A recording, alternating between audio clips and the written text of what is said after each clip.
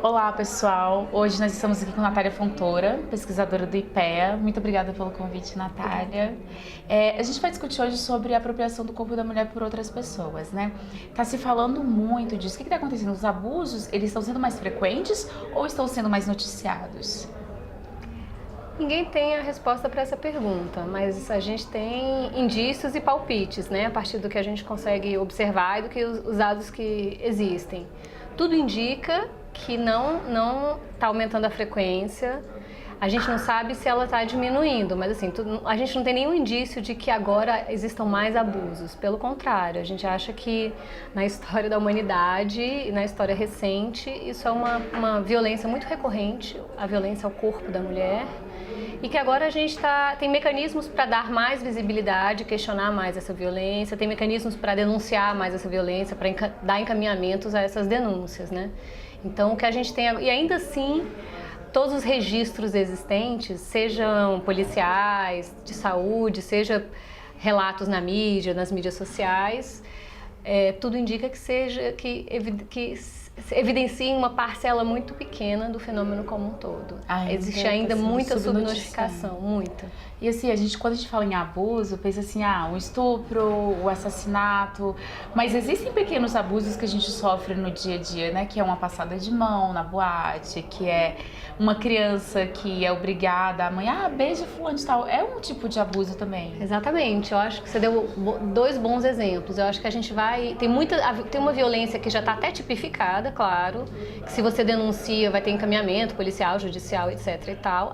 Essa violência ainda a gente tem muitos desafios para lidar com ela, seja ela no ambiente público, seja ela a violência doméstica que vitima tantas mulheres, mas a gente ainda tem essas práticas violentas, né, que tem tudo a ver com o patriarcado, com o machismo e com essa cultura do estupro, como a gente chama, essas pequenas práticas cotidianas, tão cotidianas que se tornam invisíveis e a gente naturaliza.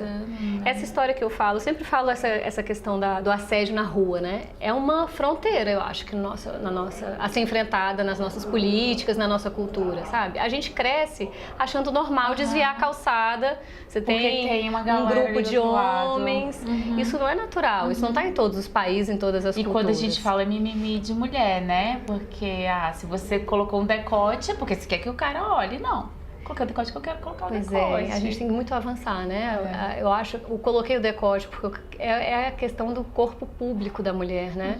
A gente que tem que se cobrir, a gente que tem que se resguardar, né? Então, o homem tem o direito ao corpo da mulher. O corpo da mulher é público, ele pode tocar, ele pode olhar, ele pode desejar. A mulher que não quer isso, é ela que tem que se cobrir. É uma inversão, da preservação do seu corpo, do seu direito, né? O que a gente tem no mundo é o nosso corpo. Como que você vê assim, como que isso reverte na sociedade? Por exemplo, quando a criança ela é forçada a abraçar uma pessoa que ela não quer, isso faz a gente inconscientemente achar que a gente tem que deixar, porque ele só me forçou na boate, um beijinho, mas tudo bem. É um reflexo disso? A gente vai crescendo, se acostumando que o nosso corpo pode ser tocado por outras pessoas? Ou não? Eu acho que sim. Eu acho que a discussão tem uma questão psicológica aí que eu não domino, né? Mas do ponto de vista do feminismo e do patriarcado, eu acho que é mais esse recado que é passado para as mulheres sempre, o recado de que as mulheres que têm que se preservar, que é uma obrigação das mulheres cuidar e não dos homens. O que está por trás disso é que o desejo sexual dos homens é incontrolável. Quando a gente fala de cultura do estupro, a gente está animalizando os homens nesse sentido. Os homens não se controlam, então as mulheres que têm que se cuidar. É esse recado que a gente passa. E a gente referenda. Muitas vezes você não fala isso para um filho homem, mas você vai referendando comportamentos que passam esse recado. Você incentiva a menina a se cobrir, você está passando esse recado. Olha, os homens não se controlam.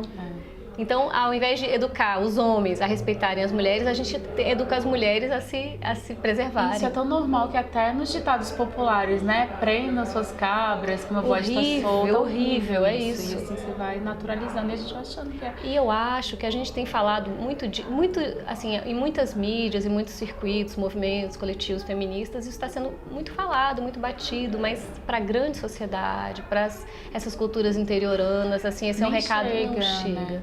A gente, assim, a gente acha que começa a ver muito, a gente está avançando, está crescendo. Eu acho, de fato, que o feminismo está crescendo bastante. Onde, né? Mais onde? Porque, assim, quando a gente vê, você viu semana passada a crônica do Correio, né, sobre a estagiária. Eu não Gente, vi, eu não falar, viu, pois é. Que saiu do ar rapidinho, né? Saiu do ar, mas foi por impresso, né?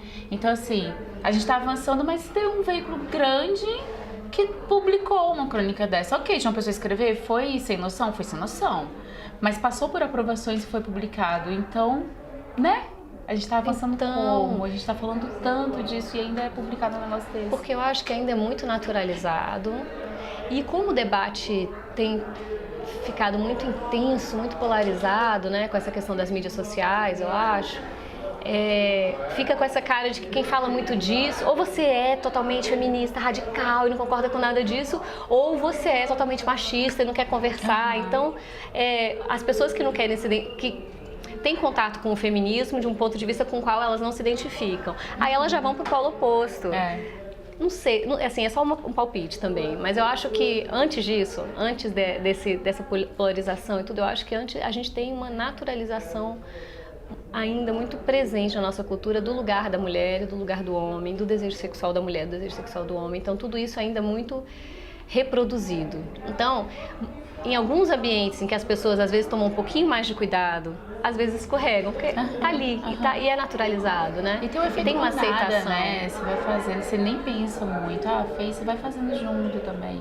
Não tem muito uma reflexão. Assim. O efeito manada eu acho que também tá na construção das masculinidades, né? Eu acho que tem muitos rapazes aí se formando, pré-adolescentes, adolescentes que querem questionar, mas aí também estão num período de formação de entrar no grupo, de querer ser identificado como homem. Então, faz parte hoje, no nosso país, faz parte da construção da masculinidade ser forte, ser veloz, mas também ser macho, e também falar mal de mulher, e também ser pegador. Então, tudo isso...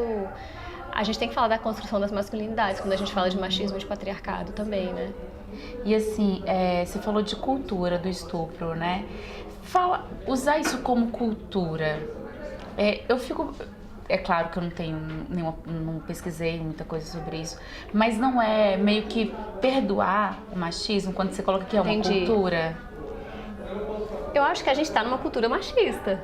Quando eu falo que é uma cultura, não significa que a gente não pode modificá-la, né? Eu acho que é muito legal essa sua pergunta, porque sempre que a gente está falando de política pública, que a gente chega no elemento, mas isso é cultural, parece que o cultural é assim, um dado da natureza e que ninguém pode mexer. Quando eu falo que é cultural, é que está entranhado nas nossas práticas, nas nossas crenças, é reproduzido de geração para geração, está nos nossos elementos da literatura, da arte, da escola, da educação. Então, está entranhado na nossa cultura, de muitas maneiras. Isso não significa que não é passível de mudança. A cultura muda. Nossa cultura hoje não é a cultura que era há 100 anos, né?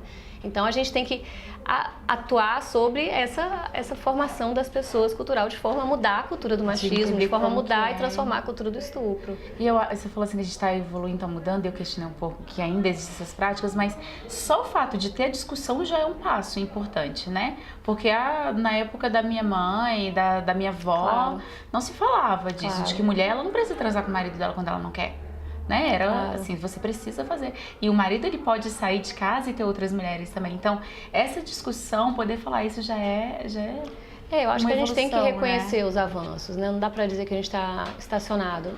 Tem que reconhecer os avanços, mas tem que olhar bem para os desafios, que a gente mora num país muito, muito diverso, né? Então, a gente aqui numa cultura urbana, de capital, de pessoas mais escolarizadas, a gente não pode generalizar isso para o país com diferentes contextos mais diversos, né? Pessoas com reflexões muito diferentes dessa e que talvez estejam em outros tempos. O que a gente localiza como de tempos passados, tem muita gente hoje vivendo com essas crenças, né? E a gente está falando aqui de uma questão mais ideológica, de discussões.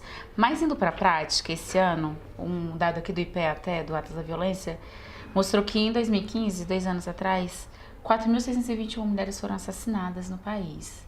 E assim, tudo bem não, péssimo, né? Assim, mas a gente não pode comparar um assovio na rua com um assassinato. Mas começa daí esse abuso? Não sei.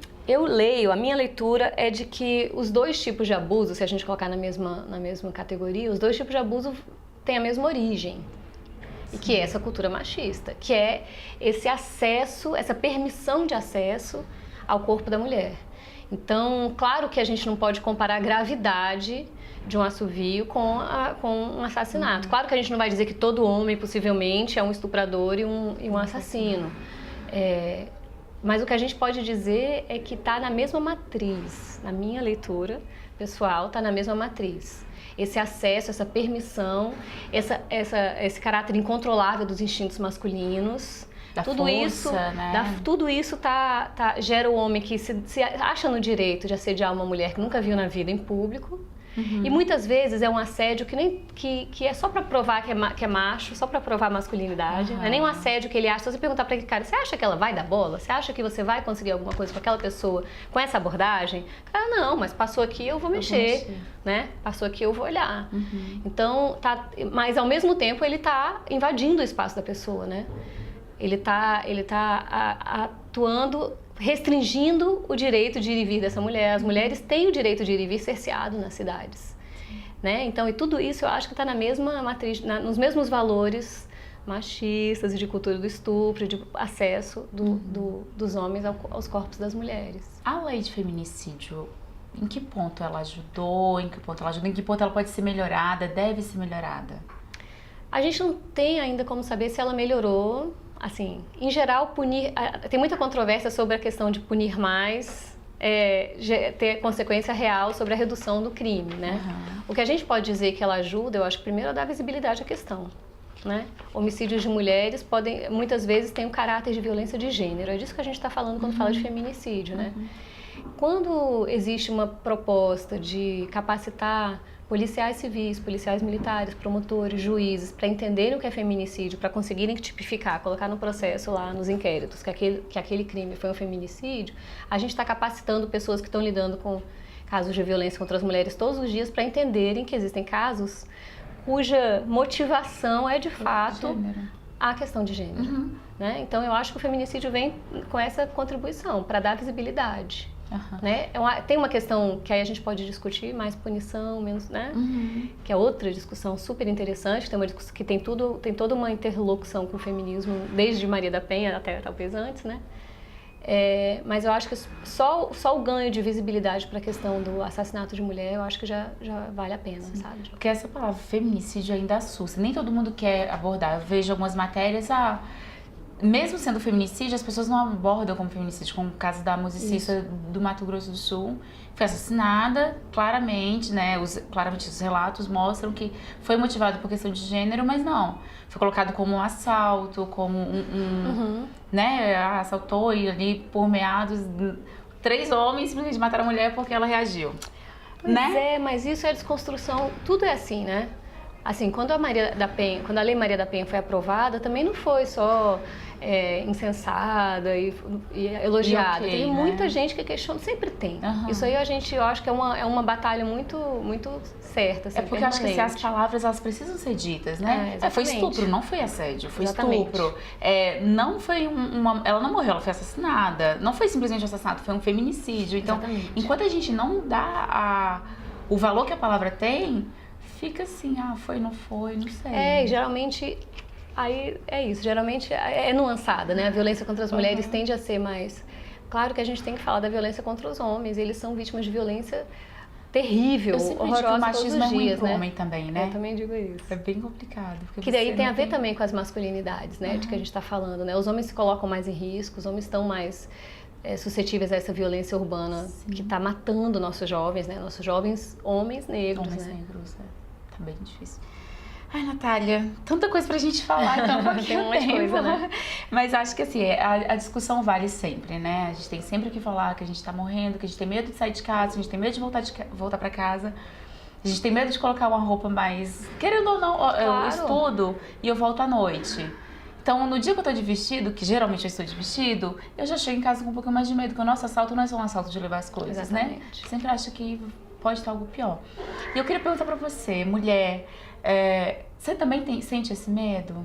Acho que todas as mulheres sentem, em qualquer parte do mundo, acho que no nosso país mais, né? Esse medo nos unifica, né? Inclusive, quando algumas pessoas questionam sobre essa coisa do feminismo, que é de classe, o feminismo branco, também é uma ótima discussão, né? Uma das respostas é essa, né? Que uma das questões que tem todas as clivagens, a questão de raça é importantíssima, a questão de classe é importantíssima no nosso país, mas o medo de sair na rua, o medo de sofrer uma violência sexual é das mulheres. Né? Isso nos unifica, infelizmente. Natália, obrigada. Tem alguma coisa que você gostaria de colocar? Uma esperança para o futuro ainda, sabe? Se a gente vai ainda viver nesse país seguro. A minha esperança são essas jovens, muito jovens, que estão se engajando no feminismo muito cedo. A gente ainda não sabe também a dimensão disso, se é um fenômeno muito mais de grandes cidades, mas né, tudo indica que não. Eu acho que as tecnologias hoje estão possibilitando esse engajamento mais precoce nessa causa, né? Eu acho que a minha geração não, né? Tem feministas maravilhosas, mas assim, eu me lembro de ter contato com feminismos muito depois da faculdade. Hoje as meninas estão no ensino médio, já tendo acesso a esses conteúdos e já se engajando, Esse é o que nos dá esperança, porque, assim, só isso. Outras coisas. O resto é difícil. Uma por todas, todas por uma, né? A gente tem que se apoiar. Obrigada. Obrigada. Prazer. É ótimo.